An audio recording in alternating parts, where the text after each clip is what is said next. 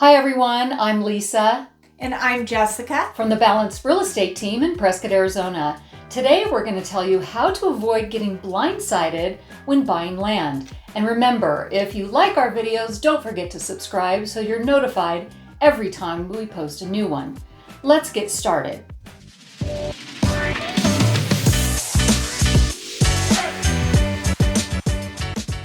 Buying land can seem like a great idea. You buy a beautiful piece of land and it seems so easy just to build your dream home and you call it good. Sometimes it may not be a great idea due to hidden costs that could come with buying land. You really need to know what to expect and how to plan ahead before you sign on that dotted line on that contract, because what you don't know about that piece of property could cost you thousands. It's no surprise that you'll find some of the best deals on land are typically in rural areas. So you have to look at what amenities are close to that property and what amenities you can live without, such as schools, churches, hardware stores, restaurants, or grocery stores. Is it 15 minutes? Is it 20 minutes? Is it 30 minutes? How far are you willing to drive? For example, if it's going to take you an hour to get to Lowe's or the store or hospital facilities, can you live with that? Now to start, you found a great piece of property and it seems like a great value and a good price. And you have to ask yourself, what is your plan for the property? What do you want to do with the land that you're purchasing? Most of the time, people are buying a piece of land because they want to build their own dream home. But it's important to know there are a lot of things that you can do before you sign the contract and even after you sign the contract. First, before doing anything, work with a knowledgeable buyer's agent who will represent your interest and who has access to city and county documents, is familiar with land in the area, and has some good connections to service providers to help you discover what you need to know during your inspection period.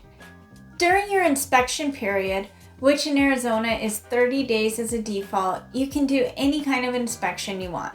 We highly recommend that you do so. So here are just a few of the inspections you should do. Contact the city or county in regards to past permits. What was the property used for by the prior owner? Talk to neighbors on the street. Did they see what the previous owners used the property for? Did they store items? Did they see anything dumped on the property? You'll also want to check to see if there are restrictions on that property. Maybe you want to put a mobile home on the property. Is it zoned for that? How large of a home can you build? Some cities and counties have a minimum or maximum square footage limits. What are the setbacks on the property? Setbacks may limit the size of the home you can build on it. Check for easements or encroachments on the property. Is there a utility line or gas line running through the property? Is there a driveway easement that goes to the neighbor's property? Are there deed restrictions on the property? A deed restriction is a legal agreement that limits what you can do and can't do on a property. I had a client who wanted to purchase a piece of land, build a home, and have horses, but this specific property had a deed restriction that said he could not have horses. Is there a recent survey? Sometimes this can be found in city or county records. If there isn't a recent survey, you will want to get one so you know exactly where your property lines are. And before building, you will be required to have a survey.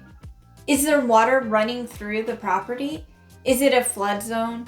If so, you'll need extra insurance and there will probably be more building restrictions. You will definitely want to walk the property with your agent. Is it heavily treed?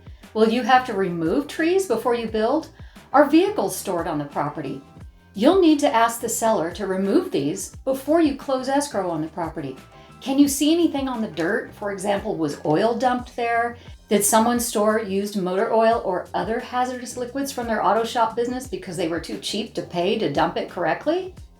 Maybe it was a burial ground. This is probably rare in Arizona, but for instance, in Hawaii, these burial grounds are highly protected and there's absolutely no development allowed whatsoever. What about mineral rights? The land you buy may have mineral rights, meaning possibly there is gold or other minerals or even oil on that property that have value. You want to make sure that you retain the mineral rights for that property and not the seller. You don't want someone to show up one day digging for gold on your property. People do all sorts of stuff on vacant land properties. They burn trash, they bury stuff like tires or trash or worse. So as we mentioned before, don't be afraid to talk to the neighbors and ask them what used to be there. Is there access to electricity close by or on the property? Either way, it's a good idea to find out because a utility company will need to pull electric wires to your property so you can build a home. And what about water? If that property has access to city services, you'll need to tie in, and of course, you will be charged for this service.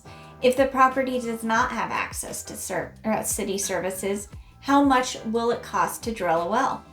What about a septic system? Again, if the property does not have access to city sewer, is the dirt suitable for a traditional septic? Or maybe it's really rocky or hilly and you'll need an alternative system. What's the cost of that? Then of course, you'll want to consider the cost of engineering and building plans, the cost of permits to build, and the cost to build a home and the time it will take to build your home. Here in Prescott, it takes about 2 years, and a lot of folks have found out that just buying an existing home and tweaking it is a better solution. Thinking about purchasing land in the Prescott area?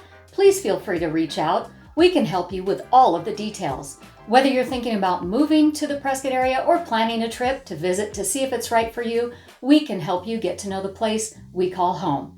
If you already live in the Prescott area and are considering a move, we can help you get to where you want to be. Ready to start your search for your Prescott area home? Go to PrescottRealestateandLiving.com. You can find your Prescott area home's value there too. Don't forget to like and subscribe to our channel and help others find this information as well. We post home tours, neighborhood tours, buyer and seller tips and tricks, real estate sales stats, the best things to do in Prescott, and much more. Check the comments below for our contact information and to request buyer and seller guides or a relocation package. Thanks for tuning in, and we look forward to seeing you again soon. Bye.